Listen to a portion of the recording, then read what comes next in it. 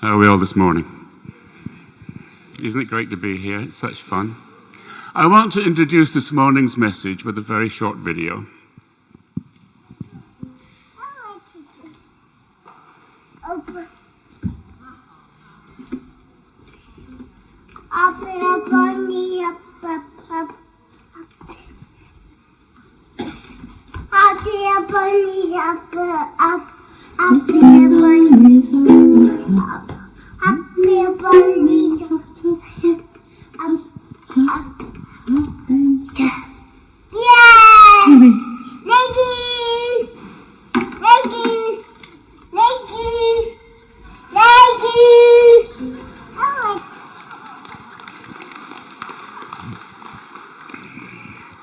I can already see some of the brains thinking, now how is Harry going to tie that into the nativity story? And let me tell you, you'll be the first to know. This is the second in the series. The first was last Christmas Eve. And I remember there, I'll do a little recap because some of you weren't there, but I remember getting up on Christmas Eve and just after breakfast, Odie came out in this terrible rash. And I was on the point of taking him to hospital on the way to come to church when my wife appeared with a face cloth and washed it off his face. Oti now has a little sister. She's Maisie. She's 9 months old. I did have a video of her as well, but I took it off because she was supposed to be singing in the choir, and something didn't quite work out there. Maisie has a much better ability to find her mouth than Oti did, so she doesn't get as many rashes. And she's also a keen keyboard player, so they're going to start a group soon. Last year I talked about the shepherds, and how most likely the shepherds were young women. They were teenagers, early 20s, because the vast majority of shepherds in the Middle East are young women. And that was a little bit of a revelation to some of us. But this year, I want to focus on the Magi, on the 3 wise men, or the wise men, as the case may be. Now, we have our beliefs about certain things are a mixture of scriptural truth and rather dubious tradition. And I would like to say, what do we actually know about these people from the Bible? And there are about 7 or 8 things that we know beyond any shadow of a doubt. The first is they were astrologers. They were magicians. They were people of immense wealth and influence in the government of the country they came from. They were not kings. They made it up that there were kings around 500 AD, and then that got cemented when somebody wrote a hymn, "We Three Kings of Orient Are." I won't sing it for you because you'll all go home. They weren't kings. They were wise men. They were probably part of a government and held a huge influence in the government. So that's the first one. The second one is we know there are at least 2 of them, because the word Magi is in plural, so that means there was more than one. We have made it up that there were 3 of them because there were 3 gifts, but the Bible doesn't say that. And in fact, the Orthodox Church and believers believe there were 12 of them. Now, if I was a betting man, I'd probably go between 6 and 12, because it was a group of them that came. If it had been 2, they'd probably said, well, 2 wise men came, or 3 wise men came, but a group of them came to Herod. What else do we know about them? They came from the east. That's interesting. So the east was Babylon. Now, Babylon in the time of Jesus had been overthrown by Persia, but the wise men would still have been there, probably from the time of the exile. That's interesting. We'll come back to that in a little minute or 2. We know that they brought at least 3 gifts: gold, frankincense, and myrrh, and probably a lot more. What we also know is that, you know, the nativity plays, when you see the nativity plays, the kids go up with these tiny little presents, you know, a little packet of whatever. These guys would have come with significant amount of treasure. And it was treasure. It was very valuable. And it had an immensely practical use as well as a symbolic one, in that it would probably have supported them as Mary and Joseph and Jesus went to Egypt and lived there for a while until Herod died and came back. What is amazing to me is that when they found Jesus, they were filled with joy. Joy is such an amazing thing, and it's not often a natural thing. I struggle to get filled with joy sometimes, but they were filled with joy, and they fell down and they bowed down and worshipped Jesus. They worshipped a child. Another thing we do know about them is that they didn't come to the stable. That is just made up to make the nativity plays that much easier to put on, because these guys came a bit later. Now, we don't know exactly when they came, but it could have been up to 18 months later. That's quite a while. Jesus could have been a toddler. He could have been the same age as Oti. Well, no, he'd have been a little bit younger than Oti. See how I tied the video in with the message? I knew I'd get there somehow. We do know they didn't return to Herod. Those are the things which we know about the Magi, about these people. Now, I love the slide that Di put up last week, showing the kind of flow of all of the prophecies in the Old Testament flowing into the New Testament. And having read the Bible for quite a long time, it's a story, it's an unveiling of the love of God for man. It doesn't have surprises that pop up very often. There's always a flow and a theme to it. And I think there is a theme to the wise men. And this is it's a theory that scholars hold, and it is probably quite true. About 600 years before Christ was born, Nebuchadnezzar and the Babylonians came and took the tribes of Judah and Benjamin into captivity, the southern kingdom.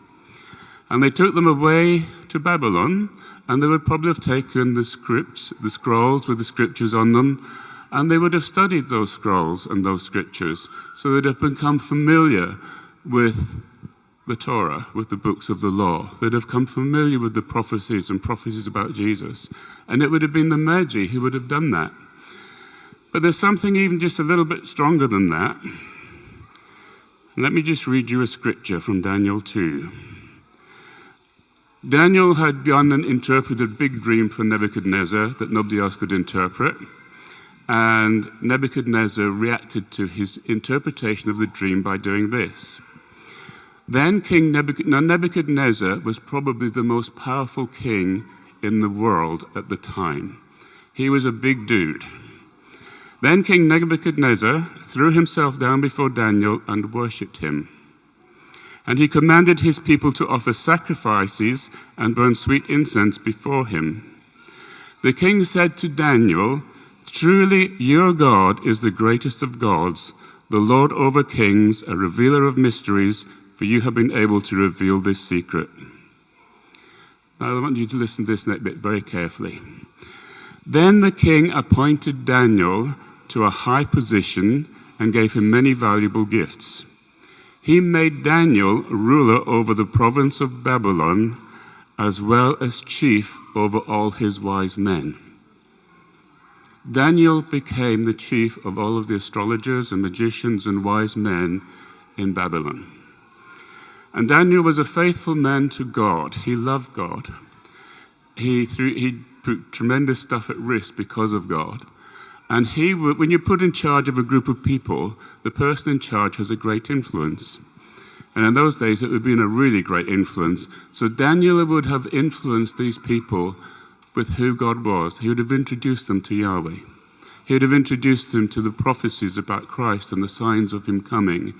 So there is a strong likelihood, and it's a theory, but there is a strong likelihood that the wise men who turned up in Jerusalem were descendants of those wise men that Daniel taught.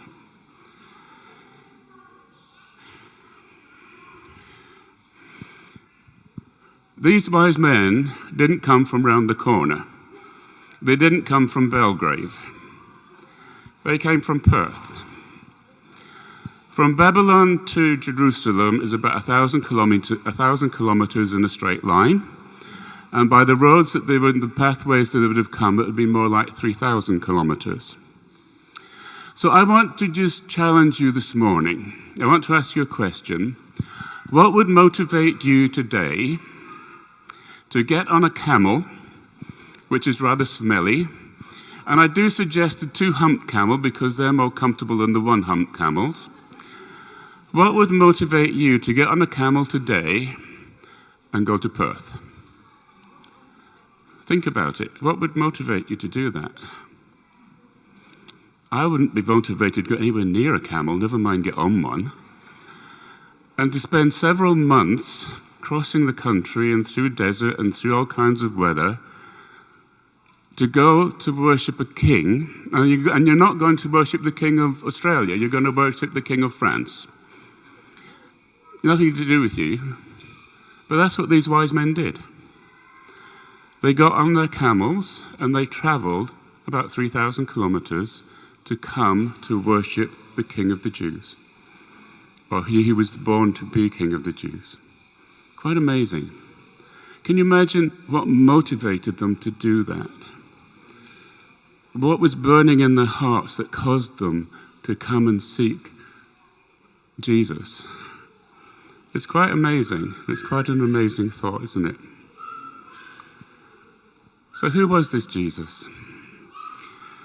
You know, Jesus Christ didn't come into... That's the end of the Magi story. Except for maybe one thing. They didn't travel alone. They were wealthy men, so they would have traveled with their slaves and probably with an armed escort. So when they came into Jerusalem, it wasn't 3 or 6 or 12 guys. It was probably 30, 40 or 50.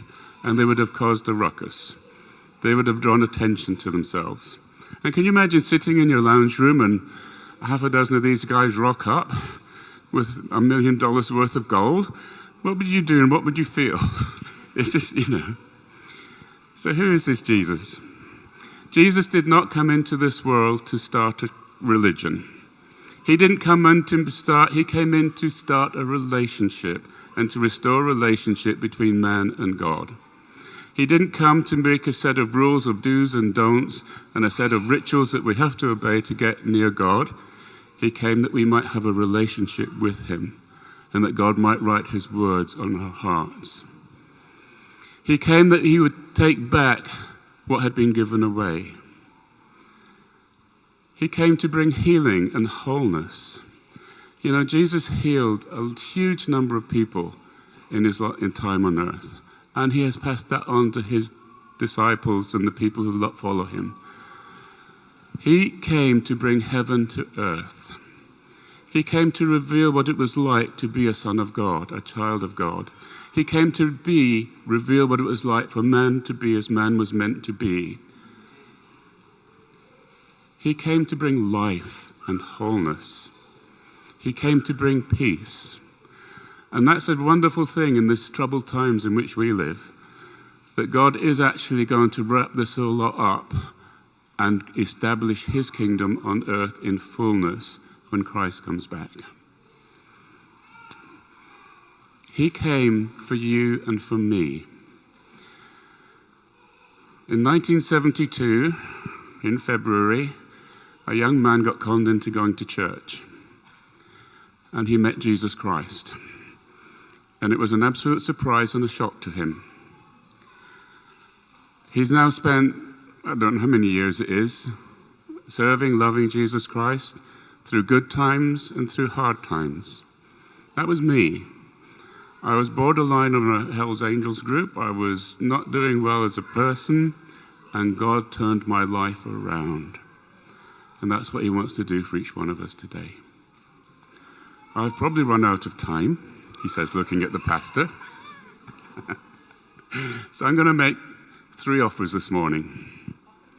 Yeah, I used to work for an auction house. We could do some bidding on these if you like. I'm just going to say to you, if you've been a Christian between 5 minutes and 50 plus years, I'd like you to encourage you this morning to say, Father, what's next? What's the next step for me?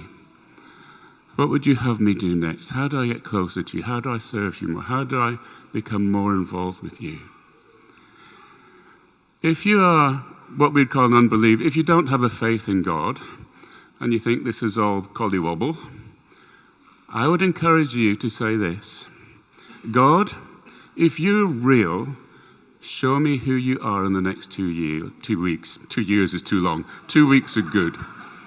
And put your seatbelt on. If you have a burning in your heart at this moment in time, or even just a thought that maybe I'd like to try this Christian stuff and see if it does work, I'd really encourage you to talk to somebody and to pray with somebody. Myself, Di, any of the leaders, people with a little badge on that says, how can I pray for you? Or just somebody you know and trust. And Jesus can and will change your life dramatically. Guarantee it.